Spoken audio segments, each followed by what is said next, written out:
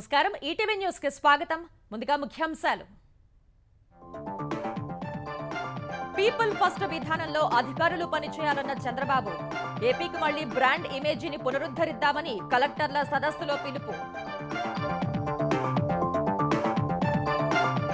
ఏపీలో పాలనను దేశమంతా ఉదాహరణగా తీసుకోవాలన్న పవన్ వాట్సాప్ ద్వారా పౌర సేవలపై ప్రెజెంటేషన్ ఇచ్చిన మంత్రి నారా లోకేష్ మ్యారిటైమ్ పాలసీని విడుదల చేసిన ఏపీ సర్కార్ షిప్ బిల్డింగ్ క్లస్టర్లు లాజిస్టిక్స్ ఇతర సేవలు అందించే లక్ష్యంతో రూపొందించినట్టు వెల్లడి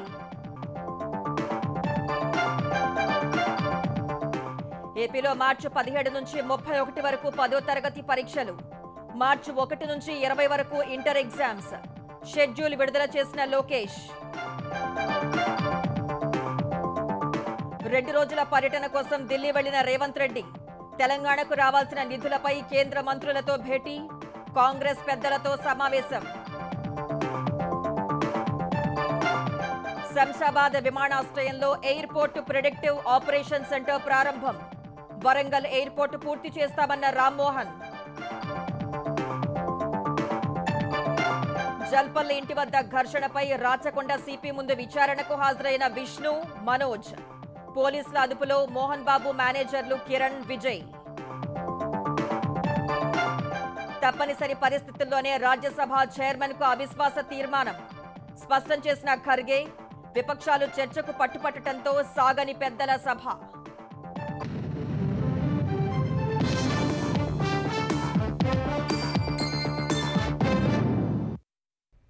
పెత్తందారులుగా కాకుండా ప్రజాసేవకులుగా ప్రజాప్రతినిధులు అధికారులు వ్యవహరించాలని ముఖ్యమంత్రి చంద్రబాబు స్పష్టం చేశారు పీపుల్ ఫస్ట్ అనే విధానంలో పాలన కొనసాగాల్సి ఉందన్నారు హెల్తీ వెల్తీ హ్యాపీ అనే విధానంతో ముందుకు వెళ్లాలని సూచించారు వైసీపీ హయాంలో పోర్ట్లు సెజ్లు కూడా కబ్జా చేశారని చెప్పారు ఏపీ ఐటీ ముఖ చిత్రం మార్చేలా గూగుల్తో చేసుకున్న ఒప్పందం గేమ్ చేంజర్ గా మారుతుందని చెప్పారు ఎల్లుండి స్వర్ణాంధ్ర 2047 విజన్ డాక్యుమెంట్ విడుదల చేయనున్నట్టు వెల్లడించారు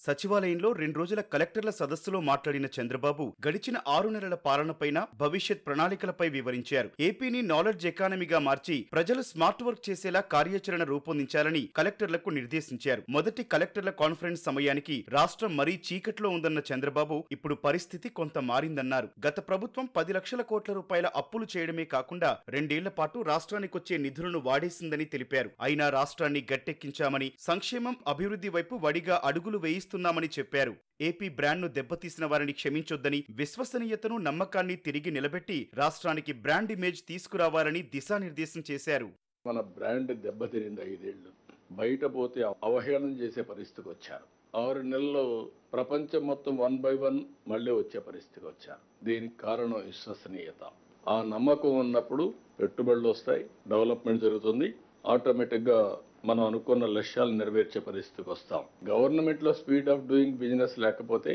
వ్యాపారాల్లో స్పీడ్ ఆఫ్ డూయింగ్ బిజినెస్ రాదు మీరు కూడా వేగాన్ని పెంచాలి స్పీడ్ పెరగాల్సిన అవసరం ఉంది it is opportunity for you it is challenge for you to prove revenue సదస్సులను నామమాత్రంగా కాకుండా సమస్యకు శాశ్వత పరిష్కారం చూపేలా నిర్వహించాలని ఆదేశించారు వైసీపీ హయాంలో అలవాటుగా మారిన అక్రమాలకు అడ్డుకట్టపడాలని సీఎం తేల్చి చెప్పారు ల్యాండ్ గ్రాబింగ్ అకౌంట్స్ మార్చేయడం 22A మార్చేయడం 60% ఇవే ఉన్నాయి ఫ్రీగా ఇసుకిస్తానన్నా అది అమలు చేయాలంటే ఒక పెద్ద సవాల్గా తయారయ్యే పరిస్థితి వచ్చింది దీన్ని కూడా సెటిల్ చేస్తున్నాం గంజాయి గాని డ్రగ్స్ గాని చాలా భయంకరంగా ఉండే పరిస్థితి వస్తా ఉంది ఏ నేరం జరిగినా దాని వెనకాన మళ్ళా గంజాయి బ్యాచ్ ఉండే పరిస్థితికి వచ్చారు పోర్టుల్ని చేసుకొని రేషన్ బియ్యాన్ని స్మగ్లింగ్ చేయడం ఇదొక పెద్ద మాఫియా మీ జిల్లాలో ఎక్కడైనా సరే ఇలాంటి ఉంటే మాత్రం రూట్స్ తో కూడా పెకలించాలి కట్ చేయాలి ఇప్పుడు ఏకంగా పోర్ట్లు సెజ్లు ఫ్యాక్టరీలు ఇవి కూడా కబ్జా చేసే పరిస్థితి వచ్చారు బెదిరించి అవి కూడా కరెక్ట్ చేస్తున్నాం ఐటీ శాఖ మంత్రి నారా లోకేష్ అమెరికా పర్యటన ఫలితంగా గూగుల్ వంటి సంస్థ విశాఖకు రావాలని నిర్ణయించిందని చెప్పారు ఐటీ మినిస్టర్ గారు అమెరికాకు పోయినప్పుడు గూగుల్ క్యాంపస్ కూడా వెళ్ళి వాళ్ళని రిక్వెస్ట్ చేశారు ఈ రోజు గూగుల్ కంపెనీ విశాఖపట్నానికి రావడానికి మీకంటే ముందే ఒక ఎంఓయూ చేసి ఇక్కడికి వచ్చాం ఈ రోజు వాళ్ళు వచ్చినప్పుడు అంటున్నారు విశాఖపట్నం మీరు ప్రపోజల్స్ చెప్పిన తర్వాత వెళ్ళాం మా లెక్క ప్రకారం one of the best city we are totally impressed అనే పరిస్థితికి వచ్చారు డేటా సెంటర్ రాగలిగి అదే మరి artificial intelligence, machine learning, deep tech ఇవన్నీ కానీ ఉపయోగించగలిగితే ఇది గ్లోబల్కే, ప్రపంచానికే ఒక సర్వీస్ హబ్ కింద తయారవుతుంది. ఏఐకే ఇది ఒక స్ట్రాటజిక్ లొకేషన్ అవుతుంది. స్వర్ణాంధ్ర విజన్ 2047ను ఈ నెల 13న ఆవిష్కరిస్తున్నామని చెప్పారు. రాష్ట్రం, జిల్లా, మండలం, పంచాయతీ స్థాయిలో విజన్ రూపొందించామని, దాని ఆధారంగా పాలన సాగాలన్నారు. 15% వృద్ధి రేటు లక్ష్యంగా పెట్టుకుని జిల్లాల కలెక్టర్లు ఫలితాలు రాబట్టాల్సి ఉంటుందన్నారు. ప్రజలు మన అందరిపైన బృహత్తర బాధ్యత పెట్టారని కలెక్టర్ల సదస్సులో ఉప ముఖ్యమంత్రి పవన్ కళ్యాణ్ అన్నారు. పాలకులుగా తాము తీసుకొచ్చిన పాలసీలను క్షేత్రస్థాయిలో సమర్థంగా అమలు చేయాలని స్పష్టం చేశారు. పాలన అంటే ఏపీలో ఉన్నట్టు ఉండాలని దేశమంతా అనుకోవాలని తెలిపారు. గత ప్రభుత్వంలో రెవెన్యూ సిబ్బందితో సినిమా టికెట్ల విక్రయం మొదలు ఇసుక అక్రమాల వరకు ఎన్నో పనులు చేయించారని మండిపడ్డారు. ఇంతమంది ఐఏఎస్లు ఉండి ఏమీ చేయలేని నిస్సహాయ స్థితిలో ఉండిపోయారన్నారు. అధికారులు మౌనం వహించడం వల్లే రాష్ట్ర అప్పులు 10 లక్షల కోట్ల రూపాయలకు పెరిగాయని అన్నారు. ఇప్పుడు ప్రజెంట్ స్టేట్కి ఈ అప్పులు, వారసత్వంతో అప్పులు, కష్టాలు, ఇరెగ్యులారిటీస్తో వచ్చిన ఈ రాష్ట్రం కానీ ఆయన లీడర్షిప్లో కొనసాగాలి అంటే all of you have to really we need your support. 3 check పోస్టులు పెట్టిన తర్వాత కూడా చాలా ఇష్టారాజ్యంగా స్మగ్లింగ్, రవాణా జరుగుతూ ఉంటే we don't know whom to blame. అంటే మీరు సిస్టమ్స్ని బలోపేతం చేయాలి, కానీ మీరు కూడా ఉండి నిస్సహాయతో చూస్తూ ఉంటే then where would you tell me, సగటు మనిషి ఎక్కడికి వెళ్తాడో చెప్పండి. Any kind of political pressures, grass root issues కొంచెం వేరుగా ఉండొచ్చు. వీళ్ళు అడ్రస్ దట్ పార్ట్. 153 పౌర సేవలను వాట్సాప్ ద్వారా ఇచ్చేందుకు కార్యాచరణ సిద్ధం చేసినట్లు ఏపీ ఐటీ శాఖ మంత్రి నారా లోకేష్ తెలిపారు. వాట్సాప్ ద్వారా పౌర సేవలు అందించే అంశంపై కలెక్టర్ల సదస్సులో మంత్రి ప్రజెంటేషన్ ఇచ్చారు. జనన, మరణ ధృవీకరణ పత్రాలు జారీ చేయడానికి అనుసరిస్తున్న విధానాన్ని రీ ఇంజనీరింగ్ చేయాల్సి ఉందన్నారు. విద్యాశాఖలో అపార్ ఐడి జారీ సమయంలో ఎదురైన ఇబ్బందుల్ని ప్రస్తుతం మార్పు చేసి సరిచేస్తున్నట్లు తెలిపారు. విధానాలను సగం నుంచి డిజిటలైజ్ చేయడం కాకుండా పూర్తిగా వాటి ప్రాసెస్ ను రీ ఇంజనీరింగ్ చేయాల్సి ఉందని లోకేష్ వివరించారు. ప్రపంచంలో ఏకైక దేశం చేసింది సార్ ఈ project end to end. United Arab Emirates sir, only country end to end they have been able to do on single platform sir. So WhatsApp is the beginning, WhatsApp is the road.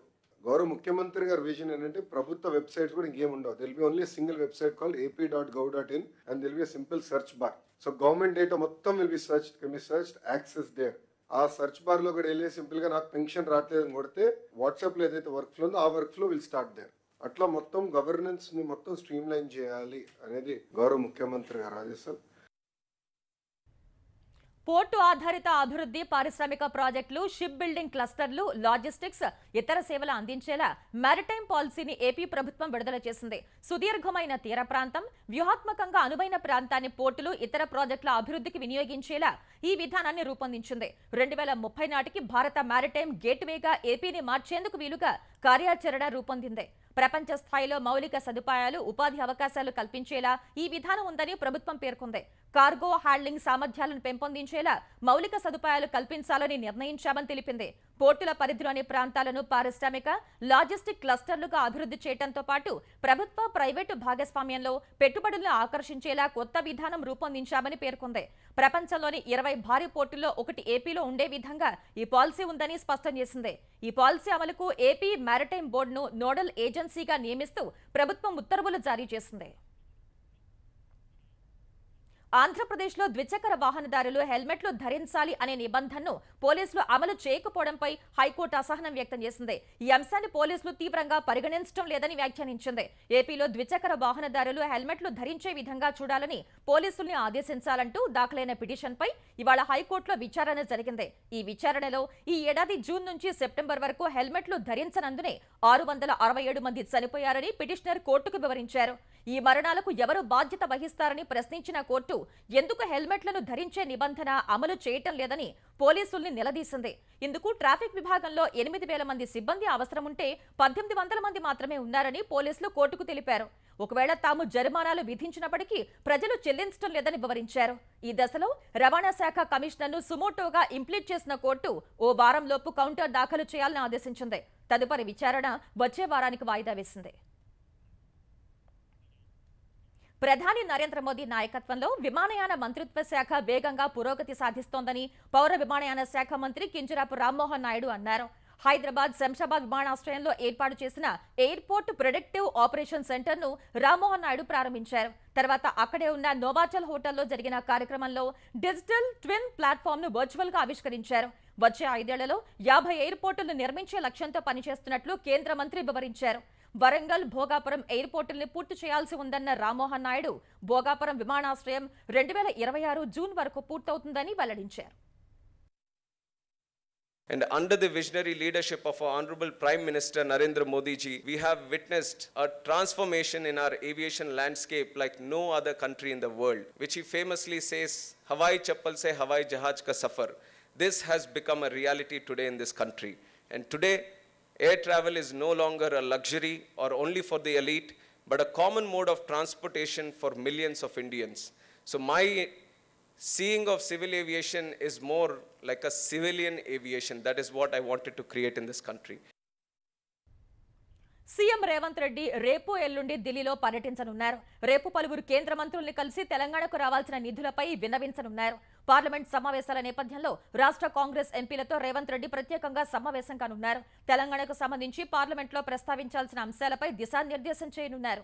ఎల్లుండి ఓ channel నిర్వహిస్తున్న conclave లో పాల్గొంటారు. అనంతరం Rahul Gandhi, Mallikarjuna Kharge, Priyanka Gandhi, Sonia Gandhi, KC Venugopal ను మర్యాదపూర్వకంగా కలిసే అవకాశం ఉందని పార్టీ వర్గాలు వెల్లడిస్తున్నాయి. టీపీసీసీ కార్యవర్గం ఎంపిక, మంత్రివర్గ విస్తరణపై చర్చించే అవకాశం ఉందని తెలుస్తోంది. ప్రజాపాలన విజయోత్సవాలపై పార్టీ పెద్దలకు వివరించే అవకాశం ఉంది. ఢిల్లీకి వెళ్లే ముందు రాజస్థాన్లోని జైపూర్లో కేంద్ర మాజీ మంత్రి జైపాల్ రెడ్డి మనవరాలి వివాహానికి కుటుంబ సమేతంగా రేవంత్ రెడ్డి హాజరయ్యారు. బీఆర్ఎస్ 9.5 ఏళ్ల పాలనలో తెలంగాణ సాధించిన అద్భుతాలకు రిజర్వ్ బ్యాంకు విడుదల చేసిన తాజా గణాంకాలే నిదర్శనమని ఆ పార్టీ కార్యనిర్వాహక అధ్యక్షుడు కేటీఆర్ తెలిపారు. 2013-14 నుంచి 2022-23 మధ్య కాలంలో వ్యవసాయం, సాగునీటి రంగాల్లో బీఆర్ఎస్ సాధించిన ఘనతను గణాంకాలు కళ్లకట్టాయని ఎక్స్లో పోస్ట్ చేశారు. 2 పంటలకు సాగునీటి సదుపాయం 78,18,000 ఎకరాల నుంచి 1,00,00,000 ఎకరాలకు పెరిగిందని అన్నారు. పంటల సాగు 1,55,00,000 ఎకరాల నుంచి 2,29,00,000 ఎకరాలకు పెరిగిందన్న ఆయన ఆహార పంటల ఉత్పత్తి 2,25,00,000 టన్నుల నుంచి 5 కోట్ల టన్నులకు పెరిగిందని తెలిపారు. 24 గంటల నిరంతర విద్యుత్తు, మిషన్ కాకతీయ, కాళేశ్వరం, రైతు బంధు సహా వ్యవసాయ అనుకూల విధానాల ఫలితమే ఈ పెంపు అని కేటీఆర్ పేర్కొన్నారు. చెరిపేస్తే చెరగని కేసీఆర్ ఆనవాళ్లు ఇవేనని వివరించారు. తెలంగాణ శాసన సభాపతి ఏకపక్షంగా వ్యవహరిస్తున్నారని మాజీ మంత్రి కేటీఆర్ చేసిన వ్యాఖ్యల్ని స్పీకర్ గడ్డం ప్రసాద్ కుమార్ తప్పుపట్టారు. తాను సభాపతినని, ఏ పార్టీకి చెందిన వారిని కాదని స్పష్టం చేశారు. బీఆర్ఎస్ నేతలు ఓటమి పాలైన అధికారంలో ఉన్నామనే భ్రమలో ఉన్నారని ఎద్దేవా చేశారు. సీనియర్ సభ్యుడిగా ఉన్న కేటీఆర్ స్పీకర్పై ఆరోపణలు చేయటం తగదని గడ్డం ప్రసాద్ సూచించారు. అధికార పక్షము ఎంత మంచి అవకాశం ఇచ్చినా కూడా ప్రతిపక్షాలు సద్వినియోగం చేసుకోలేకపోతున్నాయి. వాళ్ళు ప్రజలల్లా విశ్వాసం కోల్పోతున్నారు. ఓడిపోయినా కూడా వాళ్ళు ఇంకా అధికారంలో ఉన్నామనే తీరుతోని వ్యవహరిస్తున్నారు. నేను ఏకపక్షంగా వ్యవహరించడానికే నేను స్పీకర్ను, ఎవరికి సంబంధం లేదు, వాళ్ళు కూడా నాకు సపోర్ట్ చేశాడు స్పీకర్ గానికి. కేటీఆర్ ఈ విధంగా మాట్లాడడం ఆయన వ్యక్తిత్వానికి, మనస్తత్వానికి, ఆయనకున్న ఎక్స్పీరియన్స్కు ఆయనకు తగదని చెప్పేసి నేను అనుకుంటున్నాను. సినీ నటుడు మోహన్ బాబు కుటుంబ వివాదంలో జల్పల్లి ఇంటి వద్ద చోటు చేసుకున్న ఉద్రిక్త పరిస్థితులకు సంబంధించి పోలీసులు మోహన్ బాబు మేనేజర్ కిరణ్, విజయ్ రెడ్డి అనే ఇద్దరిని అదుపులోకి తీసుకున్నారు. జల్పల్లిలో తనపై దాడి చేయడం సహా సీసీటీవీ ఫుటేజీని మాయం చేశారంటూ మోహన్ బాబు కుమారుడు మనోజ్ చేసిన ఫిర్యాదుపై కేసు నమోదు చేసిన పోలీసులు ఇద్దరిని అదుపులోకి తీసుకుని ప్రశ్నిస్తున్నారు. మరో 4 మోహన్ బాబు సెక్యూరిటీ సిబ్బందిని కూడా ప్రశ్నిస్తున్నారు. మరోవైపు రాచకొండ పోలీసులు జారీ చేసిన నోటీసుల ప్రకారం ఇవాళ సిపి విచారణకు హాజరైన మనోజ్ తమ కుటుంబంలో నెలకొన్న గొడవలపై కూర్చుని మాట్లాడుకోవడానికి తానిప్పుడు సిద్ధమేనని చెప్పారు. వివాదాల్లోకి అనవసరంగా కుటుంబ సభ్యుల్ని లాగుతున్నారని, సోదరుడు విష్ణు ప్రోద్బలంతోనే ఇదంతా జరుగుతోందని ఆరోపించారు. తిరుపతి గ్రామీణ ప్రాంతం అభివృద్ధి కోసం విద్యానికేతన్ స్కూల్ను మోహన్ బాబు స్థాపిస్తే అందులో వినయ్ అనే వ్యక్తి అక్రమాలు చేస్తున్నారని మనోజ్ తెలిపారు. నాకు మా నాన్న దేవుడండి. ఈ రోజైతే ఏదైతే చూస్తున్నారో మా నాన్నని, ఇది మా నాన్న కాదండి. నేను అబద్ధాలు ఆడేవాడిని కాదు. విజయ్ అనే వ్యక్తి నిన్న అంత చెప్పిన తర్వాత కూడా మా ఇంట్లోనే నన్ను కొట్టేటప్పుడు అతను కారు నింది వెనకాల నుంచి అలాగే వెళ్ళిపోయారు. అందరూ ఉండగానే అన్ని కంప్లైంట్లు పెట్టిన తర్వాత కూడా మా ఇంట్లో ఎందుకున్నాడు ఆ దొంగ? మా నాన్న మీ షోల్డర్ మీద గన్ను పెట్టి కాలుస్తున్నారండి. నేను పనులు చేసుకుంటూ అని రకరకాలుగా ఉన్నప్పుడు ఆయన బ్రెయిన్ వాష్ చేసుకొని నా వ్యక్తిగత జీవితంలో బయట పెట్టి నన్ను, అది కూడా నేనేం తప్పు చేయలేదండి. నేను ప్రేమించిన అమ్మాయిని పెళ్లి చేసుకున్నాను, అమ్మాయి కోసం పోరాడాను. దాంట్లో తప్పేంటంటే నాకు అర్థం కావట్లేదు. ఎక్కడ సైన్ పెట్టమంటే పెట్టాను, రమ్మంటే వచ్చాను, పొమ్మంటే పోయాను. ఎన్ని సినిమాలు చేయమంటే అన్ని సినిమాలు చేశాను, అన్న కంపెనీల్లో పనిచేశాను, రికార్డింగ్లు చేశాను, డైరెక్షన్లు చేశాను, ఎంతో గొడ్డులా కష్టపడాను. ₹1 అడిగింది లేదు, ఆశించలేదు. క్యారెక్టర్ అసాసినేషన్, నా భార్య వచ్చిన తర్వాత నేను చెడ్డోడినయ్యానని. అదే వాళ్ళ తల్లిదండ్రులు ఉండుంటే గమ్మునుంటారా అండి? ఈరోజు నేను గమ్మునుంటే ఎలా అండి? తనకి తల్లి అయినా తండ్రి అయినా అన్నీ నేనే అండి. ఈరోజు నిన్ను ప్రతిదీ నేను కొడుతున్నాను, ఇది చేస్తున్నాను అన్నారు కదా సార్. CCTV కెమెరాలు తెప్పిండి సార్. నేను కిరణ్ని, విజయ్ని ఇమ్మీడియట్గా తీసుకొని యాక్షన్ తీసుకోండి, వాళ్ళే దొంగతనం చేశారని చెప్పాను. అది తెప్పిండి సార్ అంతా. అప్పుడు మాట్లాడదాం సార్, మనోజా ఎవరా అని. ప్రతి కుటుంబంలోనూ గొడవలు ఉంటాయని, వీటిని సంచలనం చేయొద్దని మంచు విష్ణు విజ్ఞప్తి చేశారు. కొద్దిసేపటి క్రితం రాచకొండ పోలీస్ కమిషనర్ ముందు విచారణకు విష్ణు హాజరయ్యారు. అంతకుముందు గచ్చిబౌలిలోని కాంటినెంటల్ ఆసుపత్రి వద్ద మీడియాతో మాట్లాడిన విష్ణు తన తల్లిదండ్రులు ఇద్దరు ఆసుపత్రిలో ఉన్నారని ఆవేదన వ్యక్తం చేశారు. తమ కుటుంబంలో ఇలాంటి పరిస్థితి వస్తుందని ఎప్పుడూ ఊహించలేదని చెప్పారు. మీడియాపై జరిగిన ఘటన దురదృష్టకరమని విష్ణు వ్యాఖ్యానించారు. ప్రతి ఇంట్లో సమస్యలుంటాయన్న విష్ణు వాటిని సామరస్యంగా పరిష్కరించుకోవాలని భావిస్తున్నట్టు చెప్పారు. చిన్నవాడు కదా అని నేను తను మాట్లాడచ్చు, అవగాహన లేకుండా మాట్లాడచ్చు. ఆయన సంపాదనకి ఆయనకే హక్కు ఉంటుంది. నువ్వు నా దగ్గర ఉండడానికి వీల్లేదు అన్నాడంటే ఆయన ఇంట్లో, నేను ఉండడానికి నాకు హక్కేముంది? నాకు ఉమ్మడి కుటుంబం ఇష్టం, కొంతమందికి న్యూక్లియర్ ఫ్యామిలీ ఇష్టం. ఇప్పుడు నాన్నగారికి పలానా వ్యక్తి ఇంట్లో ఉండడం ఇష్టం లేదు, నా ఇల్లు ఇది వద్దు అన్నప్పుడు ఆ మాటకి గౌరవం ఇవ్వాలి. హైదరాబాద్ సంధ్యా థియేటర్ వద్ద తొక్కిసలాట జరిగి మహిళ మృతి చెందిన ఘటనలో తనపై నమోదైన కేసును కొట్టేయాలని సినీ నటుడు అల్లు అర్జున్ హైకోర్టును ఆశ్రయించారు. ఈ మేరకు చిక్కడపల్లి పిఎస్లో తనపై నమోదైన ఎఫ్ఐఆర్ను కొట్టేయాలని పిటిషన్లో కోరారు. ఎఫ్ఐఆర్లో పేర్కొన్న విషయాలు అవాస్తవాలని, ప్రీమియర్ షోకు తాను వస్తున్నట్లు పోలీసులకు, థియేటర్ యాజమాన్యానికి ముందే సమాచారం ఇచ్చినట్లు అర్జున్ తెలిపారు. ప్రీమియర్ షో సందర్భంగా బందోబస్తులో ఏసీపీతో పాటు డీసీపీ సైతం సంధ్యా థియేటర్ వద్ద ఉన్నారని పిటిషన్లో పేర్కొన్నారు. తాను రావటం వల్లే తొక్కిసలాట జరిగిందనటంలో వాస్తవం లేదన్నారు. ఈ పిటిషన్ రేపు విచారణకు వచ్చే అవకాశం ఉంది. ఆశా వర్కర్ల వేతనాల పెంపు సహా వారి సమస్యల పరిష్కారానికి ప్రభుత్వం పూర్తి స్థాయిలో కృషి చేస్తుందని తెలంగాణ వైద్య ఆరోగ్య శాఖ మంత్రి దామోదర రాజనరసింహ స్పష్టం చేశారు. ఆశా కార్యకర్తల డిమాండ్లను సాధ్యాసాధ్యాలను బట్టి ఒక్కొక్కటిగా పరిష్కరిస్తామన్నారు. జూబ్లీహిల్స్లోని తన నివాసంలో మాట్లాడిన మంత్రి ప్రతిపక్షాల కుట్రలో ఆశా వర్కర్లు పడవద్దని కోరారు. డిమాండ్స్ వాళ్ళవి కొత్తవి కావు, స్టెప్ బై స్టెప్ ఒక్కోటి సమయానుకూలంగా అర్థం చేసుకునేసి మా ప్రయత్నం మేము చేస్తాము. మేము వచ్చే సంవత్సరమా ఎక్కడ కూడా నెగిటివ్ మాట్లాడతలేం కదా. 9.5 సంవత్సరాలు ఏ ఒక్క ధర్నా కూడా బయటికి పోకుండా రాజకీయవేత్తలను, ప్రజాప్రతినిధులను ఇంటికాడిని కట్టడి చేయడము, అరెస్టు చేయడము, అలాంటి పాలనకి వెళ్ళి ఈ రోజు నిరసనలు సహజము, గౌరవిస్తాము, ప్రజాస్వామ్యంలో అంటున్నాము. డిమాండ్స్ ఉంటే దాన్ని సమయానుకూలంగా పరిష్కరించే ప్రయత్నం చేస్తామని మాట నేను చెప్తాను. ఆంధ్రప్రదేశ్లో 10వ తరగతి ఇంటర్ పరీక్షల షెడ్యూల్ను ఏపీ విద్యాశాఖ మంత్రి లోకేష్ విడుదల చేశారు. వచ్చే ఏడాది మార్చి 17 నుంచి 31 వరకు 10వ తరగతి పరీక్షలు నిర్వహించనున్నారు. విద్యార్థులకు ఎలాంటి ఒత్తిడి లేకుండా రోజు విడిచి రోజు పరీక్ష ఉండేలా జాగ్రత్త తీసుకున్నామని మంత్రి లోకేష్ తెలిపారు. అటు మార్చి 1 నుంచి 19 వరకు ఇంటర్ మొదటి సంవత్సరం, మార్చి 3 నుంచి 20 వరకు ఇంటర్ రెండో సంవత్సర పరీక్షలు జరగనున్నాయి. ఈ మేరకు 10వ తరగతి ఇంటర్ పరీక్షల షెడ్యూల్ను వేర్వేరుగా లోకేష్ విడుదల చేశారు. రేషన్ బియ్యం అక్రమాల వ్యవహారంలో మాజీ మంత్రి పేర్ని నాని సతీమణి జయసుధపై బందర్ పోలీస్ స్టేషన్లో కేసు నమోదైంది. వైసీపీ హయాంలో పేర్ని నాని తన సతీమణి జయసుధ పేరిట బందర్ మండలం పొట్లపాలెంలో గోడౌన్ నిర్మించి పౌర సరఫరాల శాఖకు అద్దెకిచ్చారు. ఈ గోదాంలో 10 రోజుల క్రితం వార్షిక తనిఖీలు చేపట్టగా 185 టన్నుల రేషన్ బియ్యం మాయమైనట్లు నిర్ధారించారు. పౌర సరఫరాల శాఖ అధికారి కోటిరెడ్డి, పేర్ని నాని సతీమణి జయసుధ, గోడౌన్ మేనేజర్ మానస్ తేజ్పై పోలీసులకు ఫిర్యాదు చేయగా కేసు నమోదు చేశారు. అయితే వేబ్రిడ్జ్ సరిగా పనిచేయటం లేదని, ఆ కారణంగానే బియ్యం నిల్వలు తగ్గాయని పేర్ని జయసుధ పౌర సరఫరాల శాఖ అధికారులకు లేఖ రాశారు. ఇందుకు ఖరీదును చెల్లిస్తామని పేర్కొన్నారు. వైసీపీ హయాంలో ప్రస్తుత ఏపీ డిప్యూటీ స్పీకర్ రఘురామకృష్ణరాజుపై జరిగిన దాడి కేసులో అరెస్ట్ అయి జైల్లో ఉన్న విశ్రాంత అదనపు ఎస్పీ రావెల విజయపాల్ ను పోలీస్ కస్టడీకి ఇస్తూ గుంటూరు ప్రత్యేక న్యాయస్థానం ఉత్తర్వులిచ్చింది. ఈ మేరకు ఈ నెల 13, 14 తేదీలో విజయపాల్ ను పోలీసులు విచారించనున్నారు. రఘురామకృష్ణరాజు కస్టోడియల్ టార్చర్ కు సంబంధించిన కీలక సమాచారం రాబట్టే అవకాశం ఉందని పోలీసుల వర్గాలు భావిస్తున్నాయి. విజయపాల్ రిమాండ్ రిపోర్ట్ నిన్నటితో ముగియగా ఇవాళ వీడియో కాన్ఫరెన్స్ ద్వారా ఆయనతో న్యాయమూర్తి మాట్లాడారు. తర్వాత రిమాండ్ను ఈ నెల 23 వరకు పొడిగించారు. విజయవాడ సత్యనారాయణపురం పిఎస్ పరిధిలో ఉమామహేశ్వర శాస్త్రిపై హత్యాయత్నం కేసులో ముందస్తు బెయిల్ కోసం వైసీపీ నేత గౌతమ్ రెడ్డి దాఖలు చేసిన పిటిషన్ను హైకోర్టు కొట్టేసింది. ఓ భూ వివాదం వ్యవహారంలో ఉమామహేశ్వర శాస్త్రిపై ఇటీవలే హత్యాయత్నం జరిగింది. ఈ ఘటనపై కేసు నమోదు చేసి దర్యాప్తు చేసిన పోలీసులు గౌతమ్ రెడ్డి ఆదేశాలతోనే దాడి చేసినట్లు ప్రాథమికంగా నిర్ధారించారు. ఈ కేసులో తనకు ముందస్తు బెయిల్ మంజూరు చేయాలంటూ గౌతమ్ రెడ్డి దాఖలు చేసిన పిటిషన్పై హైకోర్టు ఇటీవలే విచారణ ముగించింది. ఈ పిటిషన్పై ఇవాళ నిర్ణయాన్ని వెల్లడించిన కోర్టు ముందస్తు బెయిల్ ఇవ్వాలన్న అభ్యర్థనను తోసిపుచ్చింది.